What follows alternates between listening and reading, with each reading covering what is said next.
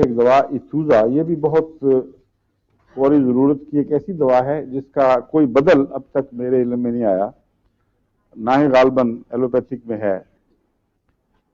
ربوہ میں ایسے کیسز بہت دیکھا کرتا تھا میں کہ ایک بچے کو سوکھا ہوا ہے، لیکن اس کے سوکھے کی خاص علامت یہ ہے کہ دودھ پیتا ہے بھوک سے، اور ابھی گرم ہی مشکل سے ہوا ہوتا ہے تو آدھا پھٹا ہوا اور آدھا کچا دودھ قے کر دیتا ہے، اور پیٹ خالی ہو کر بھوک اثردار پر کوئی اس کی بیماری کا اثر نہیں پڑتا، پھر مانگتا ہے۔ اور ویسے عموماً قبض ہے یا اگر اسہال ہے تو بہت معمولی سے زرد رنگ کے، لیکن جس طرح داغ سے لگتے ہو نا اس طرح کے اسہال ہوتے ہیں، بعض دفعہ مکمل قبض ہوتی ہے۔ ایک سوال یہاں سے آپ نے ہاتھ اٹھایا تھا، اب میں یہ بات ختم کر لوں تو پھر دوبارہ اٹھانا، مجھے بھول گیا تھا آپ کو وقت دینا۔ ایک بچہ ہمارے ربوہ کے فضل عمر ہاسپٹل سے آیا، جس کو تقریباً 1 مہینے سے یہ بیماری تھی، چھوٹی عمر کا بچہ بالکل، اور وہ لگتا تھا جسے وہ موت سے ڈرانے کے لیے بنایا ہوتا ہے نا انہوں نے، وہ پنجر سے لگا کے بجلی کے پولوں پر تصویر ہوتی ہے، ایسی شکل تھی اس کی، اتنی خوفناک کہ دیکھ کے ڈر لگتا تھا، اور سر بڑا بڑا اور سب کچھ پچکا ہوا، اندر کوئی جان نہیں تھی، اور ماں سے اس سے بہت پریشان تھی۔ میں نے پوچھا کیا ہو رہا ہے، اس نے کہا یہ حالت ہے، کوئی دوا کام نہیں کر رہی، کسی قسم کا علاج فائدہ نہیں بچتا۔ تو میں نے کہا اسہال بھی آتے ہیں، اس نے کہا نہیں، قبض ہے، مسلسل قبض ہے، بلکہ ڈاکٹروں نے کہا ہے کہ ہو سکتا ہے یہ نالی نہ بنی ہو، کیونکہ 1 مہینے سے ایک دفعہ بھی اس کو اجازت نہیں ہوئی۔ اس کو میں نے ایتھوزا دی، اور ایک دن ایتھوزا 3 دفعہ اس نے دی ہے، دوسرے دن وہ آئی ہے، اس نے کہا کہ پیٹ چل پڑا ہے، الٹیاں بند ہو گئی ہیں، اور 1 ہفتے کے اندر اندر مکمل صحت اللہ کے فضل سے۔ یہ ایک مثال ہے، لیکن ایسے واقعات جب بھی ہوئے ہیں خدا کے فضل سے ہر دفعہ فائدہ ہوا ہے۔ پھر بھی میں یہ نہیں کہہ سکتا کہ ایسی یقینی دوا ہے کوئی جس پہ آپ حلفاً کہہ سکیں یا تحدی کر سکیں، مگر ایسی دوائیں ہیں جو بعض صورتوں میں اکثر دفعہ خدا کے فضل سے اچھا اثر دکھاتی ہیں۔ ایتھوزا کا اس بیماری سے تعلق ہے، اور چونکہ دوسرے علاج نہیں ہیں اور ہومیوپیتھک میں بھی کوئی دوا ایسی علامت میں کام نہیں آتی، اس لیے اس کو یاد رکھنا بہت ضروری ہے۔ میں نے ایکٹیا ریسیموسا کا بھی بتایا تھا، سیبیسی فوجا کا، اس میں بھی وہ سوکھا پن بھی ہو جاتا ہے، اس میں یہ میں بتانا بھول گیا تھا، مگر زیادہ سوکھا پن پایا جاتا ہے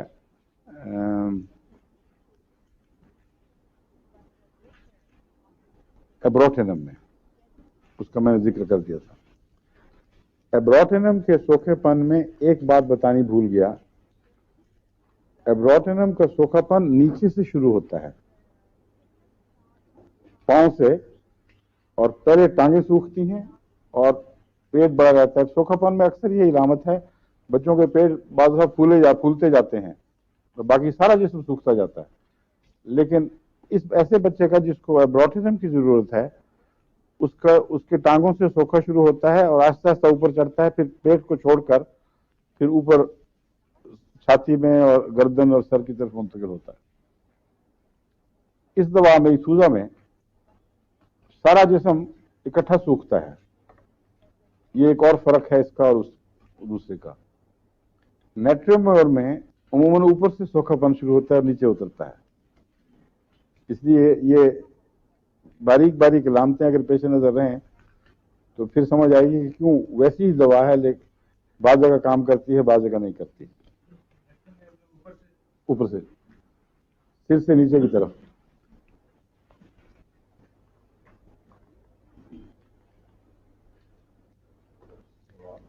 ایتھوزا میں کہتا ہوں، ایتھوزا کی ایک بات بتا دوں پھر چلتا ہوں۔ ایتھوزا کی ایک اور بات ہے، اس کے بعد ایتھوزا کے زیادہ لمبا نہیں میں نے لیکچر دینا، 2 اہم باتیں بتانی تھیں۔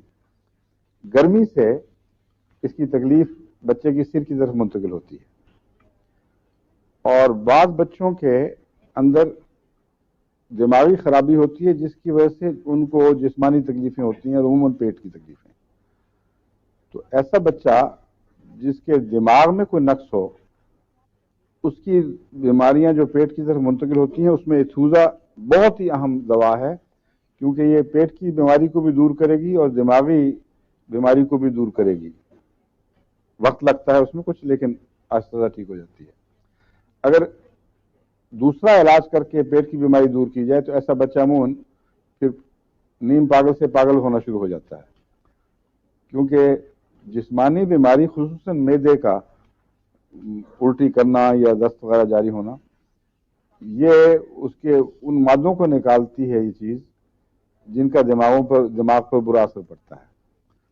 بس یاد رکھیں، اگر دماغ اور پیٹ کا تعلق آپ کو دکھائی دے تو ایتھوزا کو نہ بھولیں، ورنہ خطرہ ہے کہ بظاہر آپ جسم ٹھیک کر رہے ہوں گے اور فائدہ پہنچا رہے ہوں گے، لیکن در حقیقت زیادہ گہری بیماری میں اس بچے کو دھکیل رہے ہوں گے.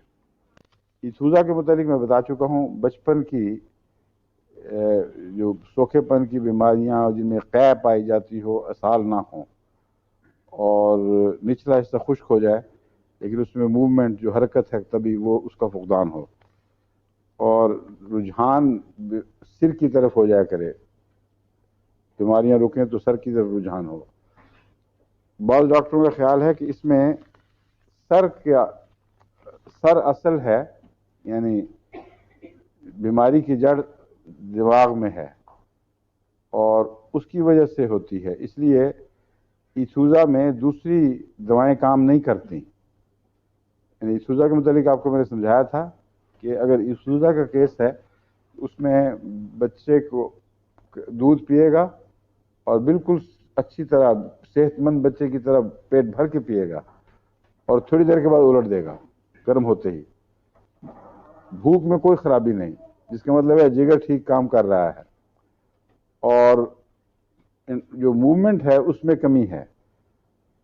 لیکن اگر اس کو زبردستی ٹھیک کرنے کی کوشش کی جائے، دوائیں دیں اور کچھ کمی آئے تو دماغ پر اثر پڑتا ہے. اس لیے ایک یہ خیال ہے کہ اس کی بچے کی بیماری ذہن سے تعلق رکھتی ہے، دماغ میں کوئی خرابی ہے جس کی وجہ سے یہ پیدا ہو رہی ہیں باتیں. ہو سکتا ہے جو اعصاب کو الیکٹرانک پلسز جاتی ہیں جس کے ذریعے انتڑیاں ہر وقت یوں موومنٹ کرتی چلی جاتی ہیں جیسے مٹھی بند کرتے ہیں، ان میں کوئی کمی ہوتی ہو، ان میں کوئی خرابی ہو. اگر یہ بات درست ہے تو پھر پیٹ کی تکلیفوں سے تعلق رکھنے والی دوائیاں کام نہیں کرنی چاہیے، بلکہ چونکہ ایتھوزا اس ذہنی بیماری سے تعلق رکھتی ہے اس لیے ایتھوزا کی ضرورت چاہیے. اور یہ بالکل درست بات ہے. ایتھوزا کی علامتوں والے بچے کو میں نے کبھی اپنے تجربے میں کسی اور دوا سے شفا پاتے نہیں دیکھا. ایتھوزا دیں تو شفا پاتا ہے. اس کا مطلب ہے عام طور پر جو پیٹ کی بیماریوں میں دوائیں چلتی ہیں وہ ایک دوسرے کا کام کر دیا کرتی ہیں. تھوڑا سا فائدہ دیا، زیادہ دیا یہ الگ بات ہے، لیکن کچھ نہ کچھ دیتی ہیں. اس میں نہیں دیتی. اس لیے وہ جو نظریہ ہے کہ ذہن میں اس کی خرابی کی جڑ ہے یا ذہن کی بجائے دماغ میں، وہ درست معلوم ہوتا ہے. گرمیوں میں رجحان زیادہ ہو جاتا ہے اس کی تکلیف کا.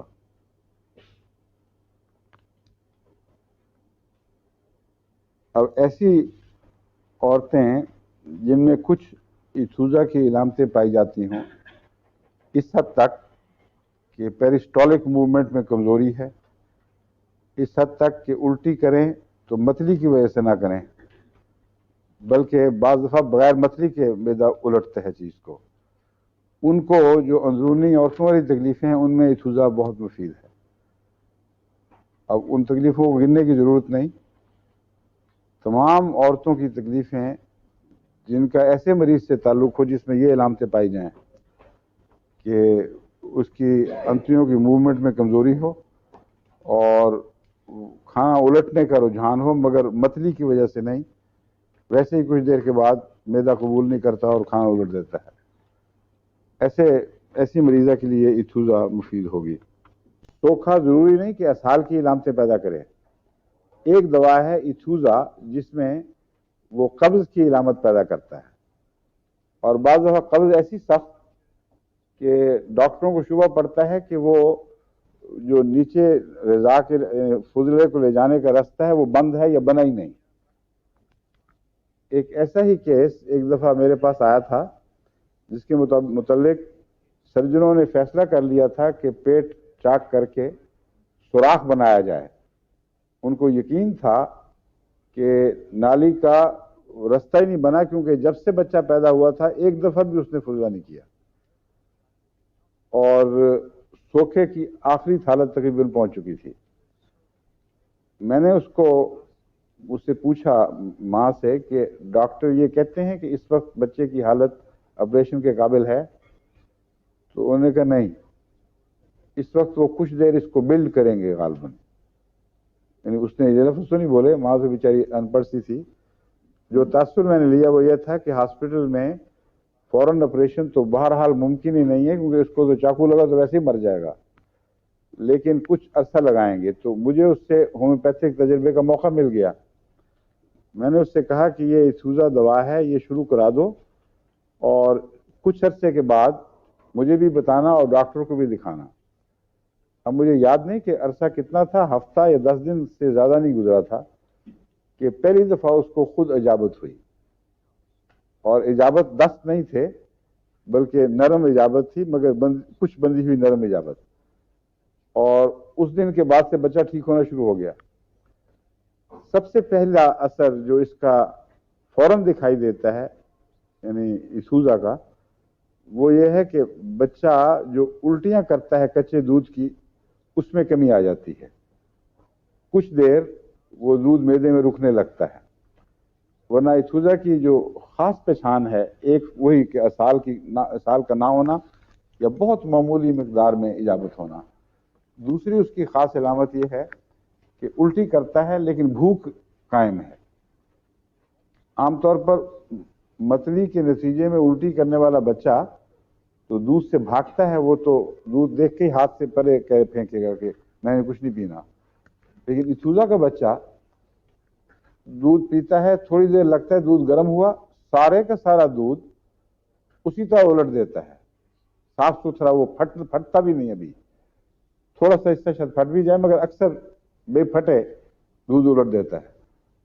اور اس کے بعد فوراً روتا ہے اور دودھ. اور وہ سارا دن کس طرح وہ دودھ اتنا پلایا؟ خاص طور پہ پاکستان میں تو ویسے بھی دودھ آج کل بڑا مشکل ہے ملنا، اور اس کا فائدہ کوئی نہیں.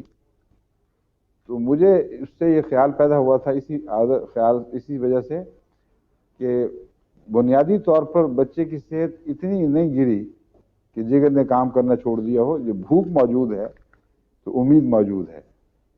اور اجابت نہ ہونا اس لیے کہ وہ نیچے کو جائے تو نکلے نا. وہ نالی سوکھ گئی ہے بیچاری، وہاں تک کچھ پہنچتا نہیں.